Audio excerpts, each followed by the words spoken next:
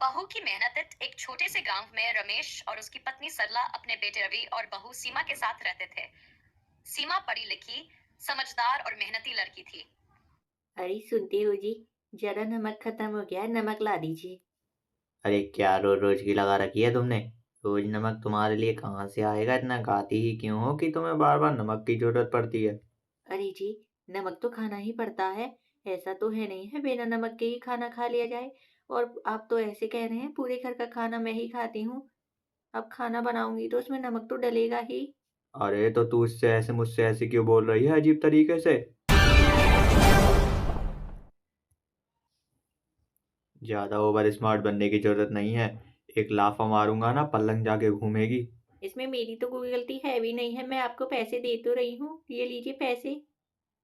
मुझे पैसों का रौब दिखा रही है, मेरे ही पैसे मुझे ही दे रही है। शादी के समय का इतना सारा नमक था वो डाल दे। काला नमक है वहां पे, केवल मैंने कट्टे में देख लिया है इसीलिए पैसे लाई हूँ मैं। कोई नहीं, मैं खा लूंगा, काला नमक के डेले हैं वहां पे, वही डाल दे। ठीक है, जैसा आप कह रहे हैं मैं वैसा ही करूंगी। मुझे क्या है, खाना तो आप ही को है, मैं तो भूखी रह लूंगी एक दो दिन। ज्यादा ही बोल रही है तू, कुछ ज्यादा ही। क्या सुबह सुबह मेरा पूरा टाइम खोटी करवा दिया इस लड़की ने। इससे तो अच्छा माँ मेरी शादी से नहीं करवाती वही तब तक। शादी के बाद से ही वह ससुराल को अपना घर समझकर पूरी लगन से काम करती थी। लेकिन घर के सभी सदस्य उसकी मेहनत को समझने के बजाय छोटी छोटी बातों पर उसे टोकते रहते थे। सीमा सुबह जल्दी उठकर घर के सभी काम करती, खाना बनाना, घर की सफाई, खला और खेतों में भी हाथ बंटाना। सीमा चुपचाप सब सहती रही, लेकिन एक दिन उसने ठान लिया कि वह अपने काम और मेहनत से सबका दिल जीतेगी। हे भगवान, बड़ी कमर टूट गई काम करते करते तो मेरी। इतनी सुबह से काम कर रही हूँ, उसमें भी खाना भी नसीब नहीं है मुझे तो। अब क्या करूँ। नमक लाने के लिए कहा था उससे, तो नमक भी लेके नहीं आए। मुझे तो इतनी गुस्सा आ रही है। अब इस चाय से काम चलाना पड़ रहा है। इससे तो अच्छा है कि मैं खुद कमा लेती थोड़ा बहुत, तो उससे तो मिल से और उससे नमक तो ले आती। काले नमक का खाना आप पता तो है कैसा होता है। मैंने घर पे खाया तो था एक दिन, तब बुरा लग रहा था। फेंक दूं इसको। अब क्या करूं। उसने सबसे पहले घर का हिसाब किताब संभाला। पुराने तरीकों के बजाय उसने नए तरीके अपनाए, जिससे घर की बचत बढ़ने लगी। खेतों में भी उसने आधुनिक खेती के उपाय सुझाए, जिससे फसल पहले से अधिक अच्छी हुई। धीरे धीरे घर में बदलाव दिखने लगे। सीमा बाजार से अचार बनाने का तेल लेने जा ही रही होती है कि अचानक उसकी पुरानी सहेली मिल जाती है। अरे सीमा, तुम यहाँ कितने साल बाद मिल रही हो तुम? हाँ रीना, सच में बहुत समय हो गया। शायद कॉलेज के बाद आज हम पहली बार मिल रहे हैं। तुम कैसी हो? मैं अच्छी हूँ। तुम बताओ, शादी विवाह का क्या हाल है? हाँ, शादी हो गई। और तुम्हारी? मेरी दो बच्चे हैं, नौकरी कर रही हूँ और परिवार संभाल रही हूँ। तुम क्या कर रही हो आजकल? मैं घर पर अचार बनाकर दुकान बेचने जाती हूँ, उसके बाद अपने पति के खेत में काम करने चली जाती हूँ। अच्छा, तू तो बहुत काम करती है री। वैसे याद है तुझे कॉलेज के वो दिन जब हम पढ़ाई से ज्यादा मस्ती करते थे? हाँ बिल्कुल, खासकर वो वक्त जब लाइब्रेरी जाने के बहाने कैंटीन में बैठ जाते थे, याद है ना तुझे? और वो टूर याद है जो गोवा वाला टूर गया था, कितनी मस्ती की थी हमने। हाँ, और तुम्हारी वजह से हमें बस छूटने से बची थी, तुम हमेशा लेट रहती थी। आदत अब भी नहीं बदली, पर सच कहूँ तो वो दिन जिंदगी के सबसे बेहतरीन दिन थे।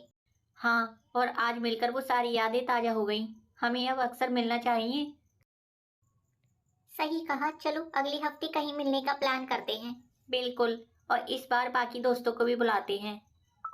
ठीक है, अब तुमसे मिलकर दिल खुश हो गया। मुझे भी।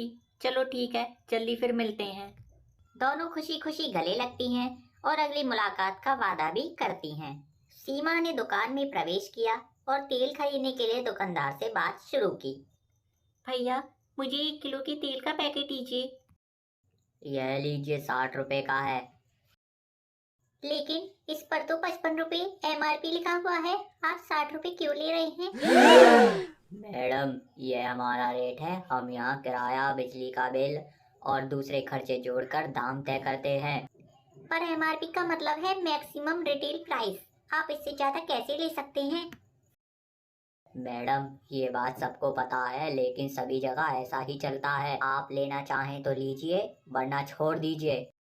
आप ये नहीं कह सकते। उपभोक्ता कानून के अनुसार कोई भी दुकानदार एमआरपी से ज्यादा नहीं ले सकता है। यह तो सीधा सीधा ग्राहक का शोषण है। आप मुझे कानून मत सिखाइए मैडम, मैं पिछले 15 साल से दुकान चला रहा हूँ। आप पहली बार दुकान पर आई हैं और हमें व्यापार सिखाने लगी।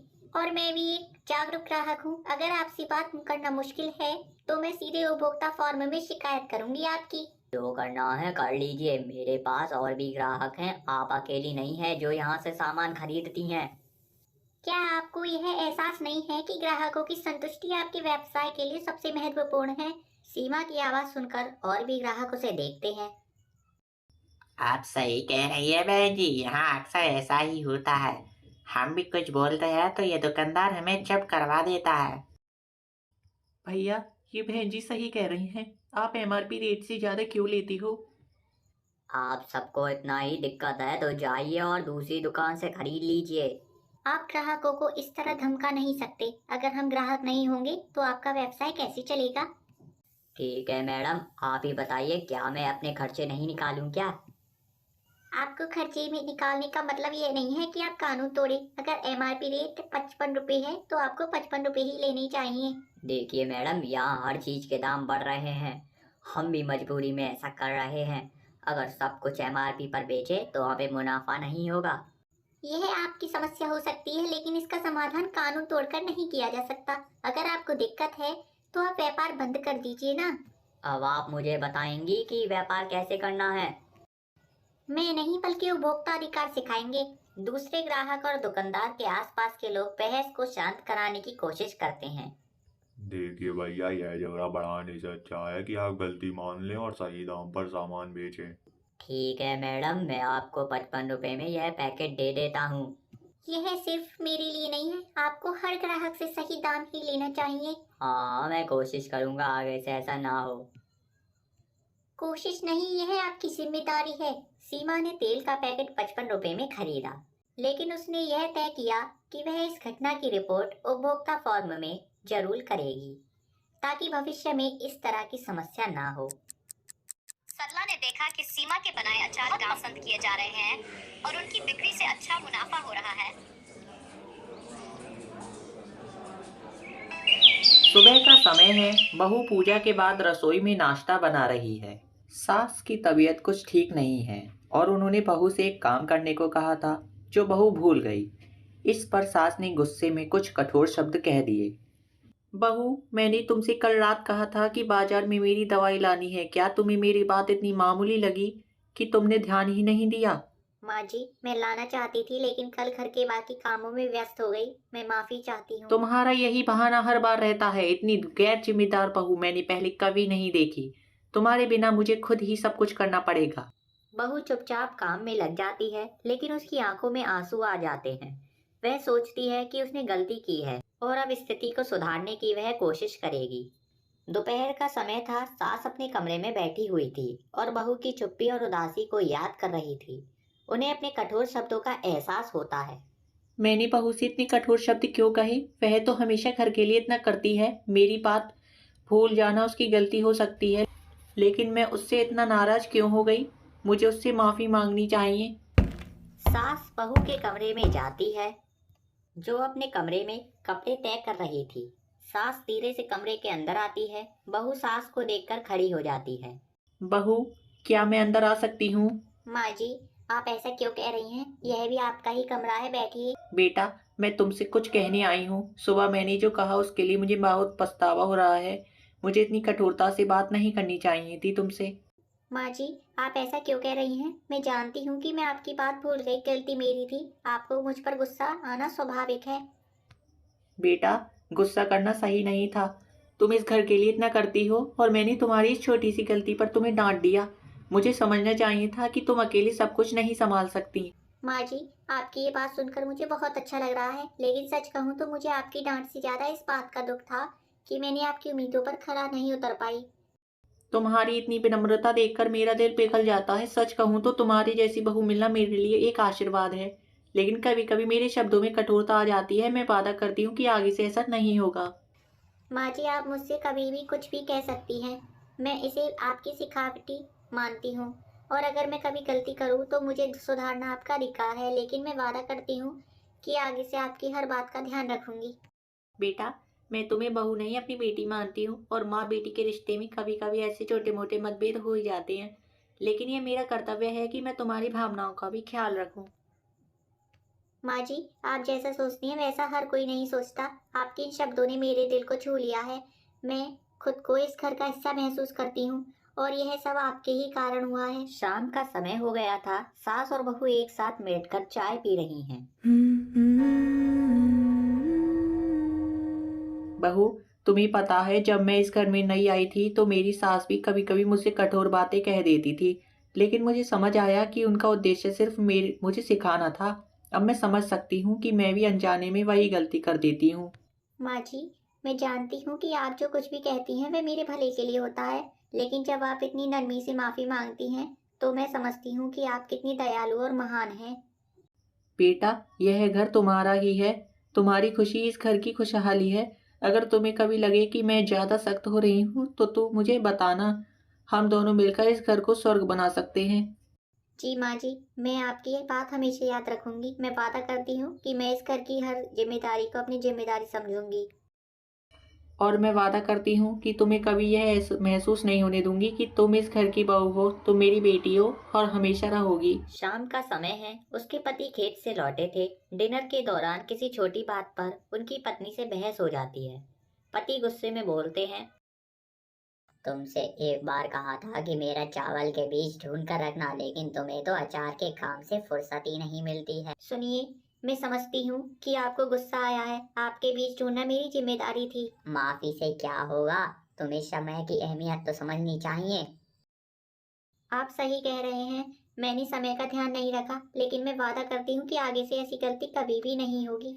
रमेश को एहसास हुआ कि सीमा की वजह से उनके खेतों की उपज बढ़ी है, और रवि, जो उसे सिर्फ साधारण गृहिणी समझता था, अब उसकी समझदारी और मेहनत का कायल हो गया। पति अपने कमरे में बैठकर गुस्से में मोबाइल देख रहे हैं। पत्नी उनके कमरे में पास आकर धीरे से बात करती है। आपके गुस्से को समझती हूँ। मैं जानती हूँ कि आप खेत में बहुत मेहनत करते हैं और चाहते हैं कि सब कुछ सही हो, लेकिन कभी कभी मैं भी गलती कर जाती हूँ। तुम्हें पता है कि मैं कितना तनाव में हूँ। एक छोटी सी चीज भी बिगड़ जाए तो मेरा पूरा दिन खराब हो जाता है। सच में मुझे यह समझने की जरूरत है कि आपके काम का कितना दबाव है। मैं चाहती हूँ कि आप मुझसे खुलकर अपनी परेशानी साझा करें। शायद मैं आपकी कुछ मदद कर पाऊँ। तुम्हें समझना चाहिए कि मेरी फसल अच्छी हो। मैं बस चाहता हूँ कि घर में कुछ भी गलत ना हो। मैं हमेशा आपकी सहायता बनना चाहती हूँ। अगर मैं कभी पीछे रह जाऊँ तो मुझे बताइए, लेकिन मैं चाहती हूँ कि आप मुझ पर नाराज होने के बजाय मुझे समझाएं। थोड़ी देर बाद उसकी पत्नी उसके लिए पसंदीदा अदरक वाली चाय लेकर आती है। आपकी पसंदीदा अदरक वाली चाय लाई हूँ, शायद इससे आपका मूड थोड़ा बेहतर हो जाए।